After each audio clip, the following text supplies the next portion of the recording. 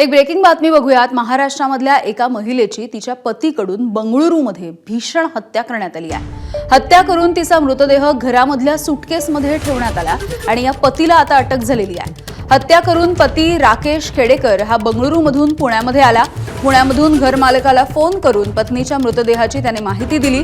राकेशकडून गौरीची मंगळवारी हत्या करण्यात आली आणि गुरुवारी त्याने घरमालकाला फोन केला। गौरी आणि राकेशचं 2 वर्षांपूर्वी लग्न झालं होतं। राकेश हा खासगी कंपनीमध्ये प्रोजेक्ट मॅनेजर या पदावरती काम करायचा, तर मास मीडियाची पदवीधर असलेली गौरी ही बंगळुरूमध्ये नोकरी शोधत होती।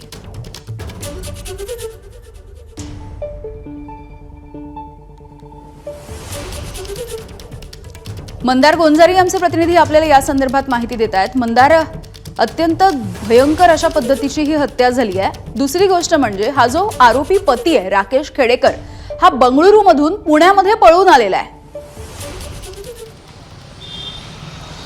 हे दोघेही नवरा बायको मूळचे पुण्यातले। गौरी खेडकर ही एका मास मीडिया इन्स्टिट्यूटची विद्यार्थिनी आणि हा जो राकेश खेडकर आहे तो एका खाजगी कंपनीमध्ये काम करणारा। 1 महिन्यापूर्वी हे दाम्पत्य पुण्याहून बेंगलोरला शिफ्ट झालं होतं आणि एका घरामध्ये भाड्याने राहत होतं। मात्र या राकेश खेडकरनी पत्नीचा गौरीचा निर्गुण खून केला, तिच्या शरीराचे तुकडे केले आणि हे सगळे अवयव जे आहेत ते एका सुटकेसमध्ये त्यांनी भरून ठेवले। त्यानंतर या राकेशनी गौरीच्या आईवडिलांना म्हणजे त्याच्या सासू सासऱ्यांना फोन करून हे त्यांनी जे काही केलंय ते सांगितलं आणि त्यानंतर तो पुण्याला निघून आला। बेंगलोर पोलीस जे या सगळ्या प्रकरणाचा तपास करत होते त्यांनी याची माहिती पुणे पोलिसांना दिली।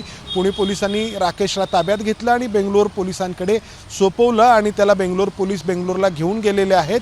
आणि या हत्येच्या पाठीमागचं नक्की कारण काय आहे, इतकी निर्घुण हत्या त्यांनी का केली, या सगळ्याचा तपास केला जातो आहे। अर्थात हे दाम्पत्य पुण्याचं असल्यामुळं पुण्यामध्ये यामुळं खळबळ उडालेली आहे। 2 वर्षांपूर्वी त्यांचं लग्न झालेलं होतं आणि इतकी निर्गुण हत्या तीही बेंगलोरमध्ये जाऊन पतीने केलेली आहे। अगदी मंदार, धन्यवाद माहितीसाठी। एबीपी माझा, उघडा डोळे बघा नीट।